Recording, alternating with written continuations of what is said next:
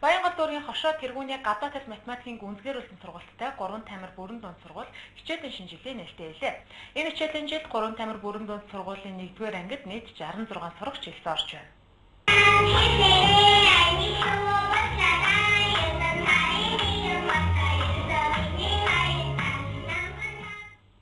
Өнөөдөр 9-р сарын 1 Монгол орон даяар 2014-өөс 2015 оны хичээлийн шинэ жилийн нээлт нэгэн зэрэг болж 59 мянган хүүхэд Эрдэм номын их хөргөөний хаалгыг татаж байна. Харин хошоо тэргүүний гадаад хэл математикийн гүнзгийрүүлсэн сургалттай 3 тамир бүрэн дунд сургуульд энэ хичээлийн жил шинээр 65 сурагч ирсэн оржээ. Энэ жилийн хувьд бага боловсрол буюу 1-ээс 5 дугаар ангийнхан шинжилсэн хөтөлбөрийн дагуу хичээлж эхлэхээр онцлог гэдгийг тус сургуулийн захирал онцолсон юм а. Хүүхдийн аавсхийг сурсан тэр сургууль тэр орчин хизээж мартагддаггүй.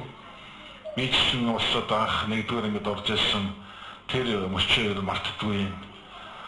Бүдэг бодогдсон бүгд санагддаг. Тэгээд тэр утгаараа энэ бол хүүхдийн эхчүүдийн хувьд бол бас маш одоо чухал юм торгаагшин байд юм аа. Ингээд бяцхан шивнэртэй эхчүүдтэй амжилт хүсье. Та бүхнийхээ ажил амьдралд энэ оргийн хамгийн сайн сайхан бүхнийг хүсэн ирээё.